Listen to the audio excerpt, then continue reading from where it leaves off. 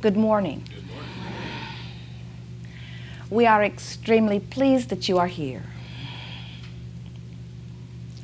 It is good to come together for the purpose of co-creating. Do you agree? Yes. You're knowing what you are wanting? Yes. An evolving thing? Are you enjoying the sensation of the new desire even before it is manifest? Sometimes. We so much want that for you. But in order to really enjoy an unfulfilled desire, you have to step back and look at the bigger view of who you are and realize that you are eternal beings. When you accept that you are eternal, which means never finished, never complete, then the idea of incomplete desires not only does not hinder, but it soothes you. It is only when you feel that there is some finish line that you must race toward that you feel impatience in your incomplete desires. In the moment that you realize that your contrasting experience gives birth to a desire that is immediately responded to and answered, when you realize that each new desire is heard and responded to, then you can relax and enjoy the delicious unfolding of these never-ending desires.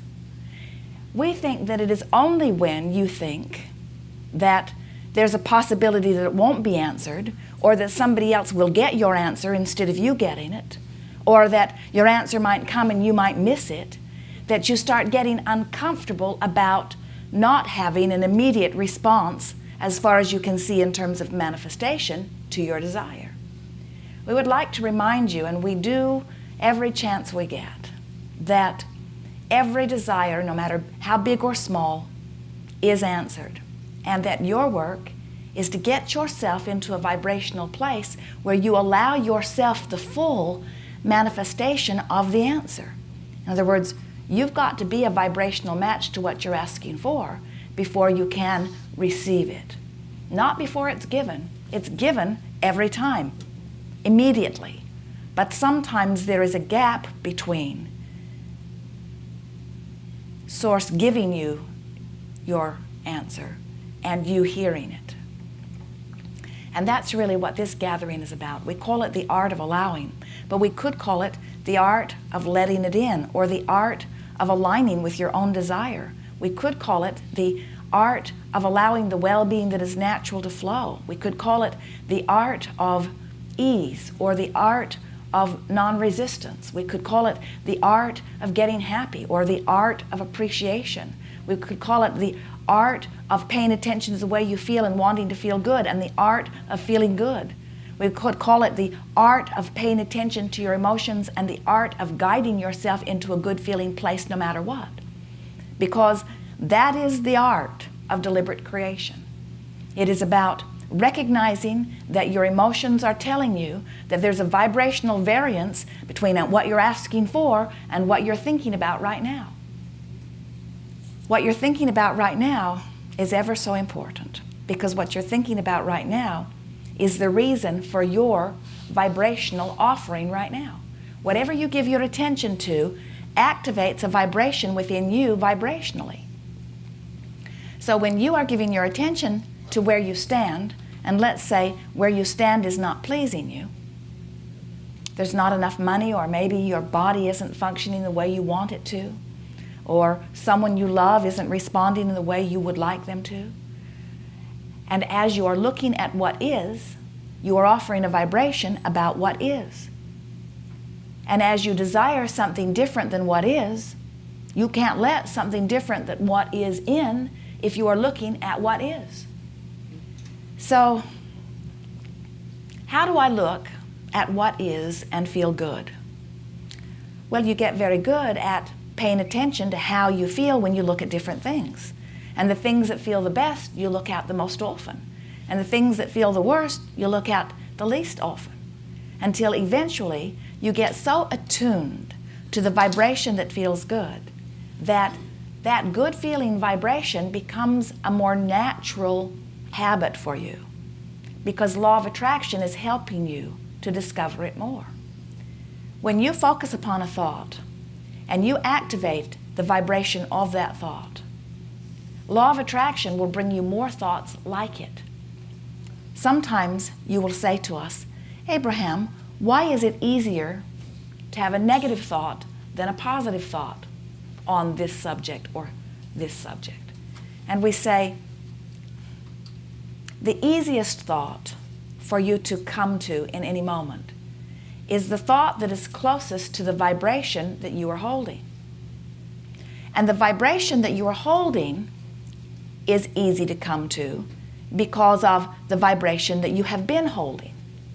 In other words, tomorrow, it is likely that you will offer vibrations pretty much like those you offered today, because you can't get too far from your vibrational average, you might say, or your vibrational tendency. The way you can translate that into real physical human terms is, I can't think too far from my mood.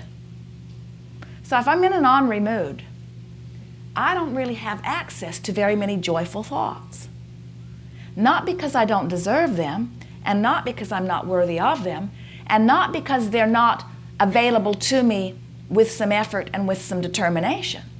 But there is a very strong probability that if I feel ornery, that only other thoughts that feel ornery will come to me easily. So you might say, the path of least resistance from my ornery state of being are more ornery thoughts. And even though I really want to feel good, I know it's better for me, people like me better when I'm happy, things go better for me when I'm happy, I prefer to be happy. When I'm in an ornery mood, happy thoughts are harder to find. But they are findable if you really want to feel good and if you have identified what is most important to you. So what we want to help you to understand is how you can activate within yourself the vibration of who you really are, so that you can keep active within your vibration that pure positive energy that is really you, so that the path of least resistance clearly is known by you as that which is of greatest benefit to you. As you begin to deliberately reach for the path of least resistance, it's so much easier for you to go through your day noting what is the path of least resistance if in the beginning of the day you've taken the time to tune into who you really are, than if you let some, Esther calls it Mr. Toad's Wild Ride. It was her favorite ride, even as an adult, at Disneyland, because it was this jerky little ride where you never knew which way it was going to turn. And it would go abruptly this way, and then abruptly that way, and then abruptly this way, and then abruptly that way. And the thrill of it was sort of the unexpected whiplash that would occur at every corner. And so every now and again, we see you in a sort of vibrational Mr. Toad's Wild Ride, where you never know for sure which way it's going to go because you haven't set a steady course. You haven't taken the time to align with who you really are. And so whatever vibration seems to be most dominant in the middle of your moment carries you away. And we acknowledge that if someone is being loud and rude to you, that loud and rude in return feels like the path of least resistance.